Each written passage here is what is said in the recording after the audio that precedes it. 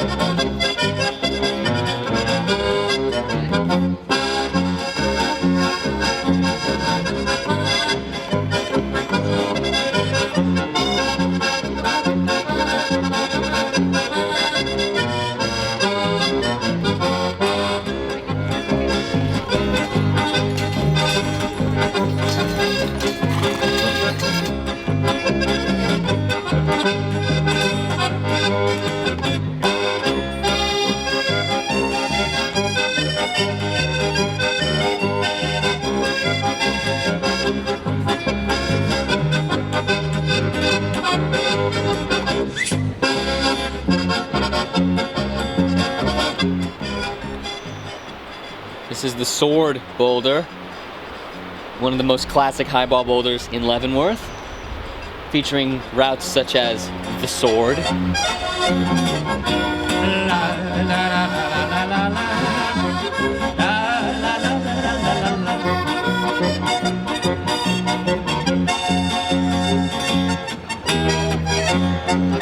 the sheath is on this left side here.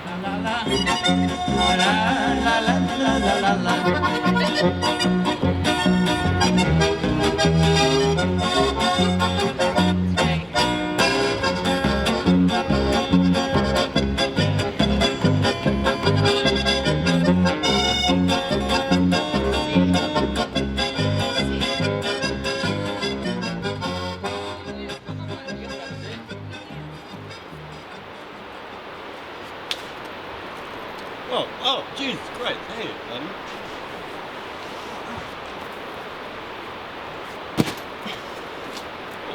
Yeah. Bad water bouldering. And the inspiring downhill face here, listed as the Sword Top Rope Project in the book, that I've been looking at for years, many, many years, thinking that's gotta be climbed. There's an old video of Kelly Sheridan doing this on top rope 20 years ago or whatever. He starts at a slightly different spot. He starts on the left and goes up to the middle and then straight up.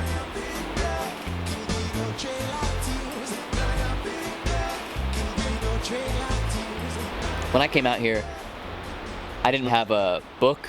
I didn't have any idea where it started. I just knew that it climbed this face. So I rappelled in and scrubbed all the holes. I didn't bring a camera because I was just doing it for me, just for fun, see if it could go.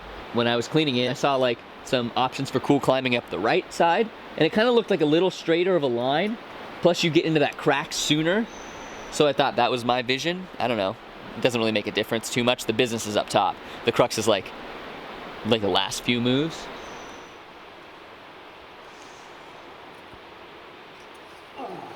Never did it clean from the bottom on a rope, but I decided I should try it, and then took a nasty fall. Okay.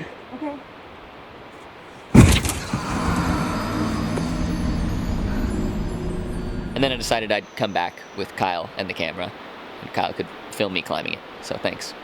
You're welcome. My pleasure. It's interesting to see how the description of this route has changed over the years.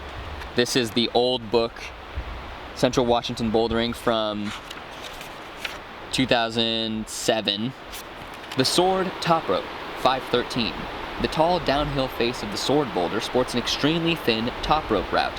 A ropeless ascent of this climb would definitely be considered a solo, and not a boulder problem. The crux move is a highly insecure reach just 3 feet below the lip. So I used to look at that, and then look at this climb and go, well, it looks like there's holds. But I never actually went around to like doing it and trying it. The new book, Leavenworth Bouldering, describes the route. The Sword Top Rope Project. Notice how it says project instead of 513, because like in 2007, mega highballs were not popular, but now we have like better crash pads and kind of crazier climbers. The tall downhill face of the sword boulder sports an extremely thin top rope route that has broken significantly since it was first climbed, and has not been climbed since. Start on the left arête, climb up and right to in-cut holds in the center of the face, then move straight up through very small crimps to the crux move just below the lip. Dead vertical 513 plus.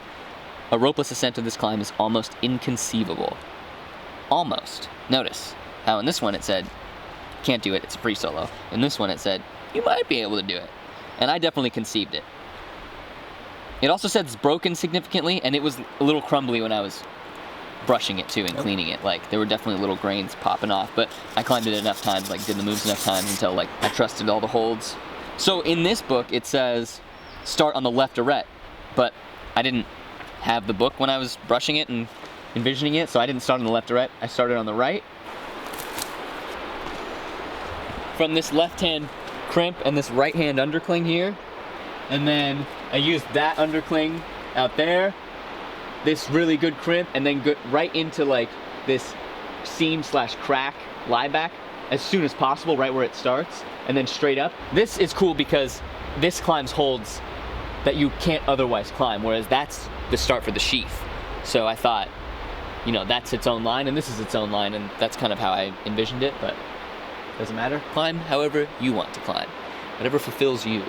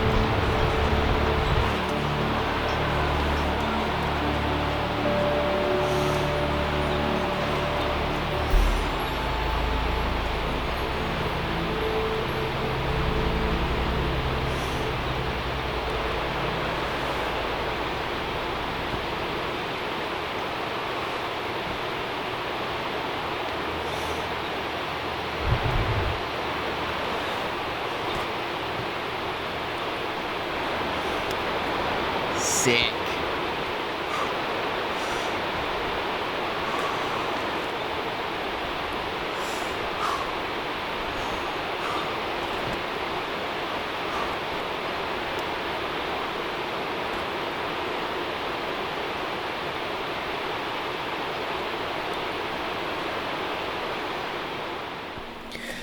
So I went back to the sword like a week after sending this thing, and I was like, oh, is that a broken hold? Somebody broke the hold. Not intentionally, I imagine, accidentally. And then I saw on Instagram, in fact, somebody did try it on a rope and the hold broke. And I know when I did it, like that hold was a little crumbly and I was climbing super delicately, and I knew that like if somebody was heavier than me or if somebody yarded on this thing, it could break. I was hoped that it wouldn't, but apparently it did. So somebody needs to go get a post-break ascent, or I need to go back and do it again, or maybe Kyle needs to go back and do it. He didn't do it yet, so I don't know if there's still a hold there, or if we're going to have to skip that last hold. It was the last hold, or second to last hold, before the lip. Anyway, Zweihander is broken. I called it Zweihander because it's like a bigger sword, you know, like a two-handed sword. It's German too, for like Leavenworth, you know. The Zweihander, which means two-hander in German, was a massive sword wielded by Swiss and German mercenary armies in the 16th century. Sometimes stretching to over 6 feet in length, the Zweihander was a longsword featuring an extended grip and broad guard. As European armies employed more pikes and polearms on the battlefield, the Zweihander emerged as a counter-weapon. This enormous sword was used to break up pike formations by cutting spear ends and opening up holes in enemy lines. Due to its size, the Zweihander was only wielded by the biggest and most audacious soldiers. If these soldiers survived charges into enemy spears, they would often be paid double for their substantial risk. The Zweihander eventually faded from the battlefield, but survives today in games such as Dark Souls. Anyways, what do you think? I spent 2 weeks dreaming and going through the beta and just obsessing over this climb, and then after I sent it, I don't have any desire to do it again. It's scary and dangerous, but if I have to, what do you think? Do I have to? So I was hiking pads up to this boulder, and this guy was climbing an underwear rock, and he says, "You're Jake, right? I love your videos, keep up the good work." And this partner's like, "Yeah, we watch them all the time." So I just want to say thank you guys and everybody who like stops us and says nice things, because it motivates us. Yeah, shout out to Jeff at the gym. He was like, "Badwater, right? Oh, what's up? I love your stuff." And he talked to me for like 15 minutes and said such nice things. Yeah, at the gym or at the crag, like it's awesome. So feel free to stop us and say hi. I also wanted to say shout outs to our Patreon and all the people that support us there. And if you wanted to support us there, you can click the link here, somewhere. The donations keeps the channel alive, so we can keep climbing cool stuff and putting up cool boulders and sharing them with the world. You can also check out our Etsy store and get yourself a sick Badwater Highway 2 shirt. We have a bunch of shirts and stuff, so check it out. Buy some stuff from us. Also the brushes, we have cool brushes. And thank you everybody for watching and subscribing. If you haven't subscribed, please subscribe to the channel. It helps us out a lot. These are all the people that watch the video that haven't subscribed. Look at that number. So click the subscribe button, click the bell, turn on the notifications, hit the like button. What else? What else do we do on YouTube? Comments. Leave a comment in the comment section below talking about how scary this thing looks or your favorite color, whatever. Share, like, so yeah, share to your friends, post it on your favorite social medias, and click on this video here that YouTube thinks you'll enjoy. You stole that. Yeah, from Vu. I stole it that from Vu. We don't have a closer. Subscribe. More bouldering.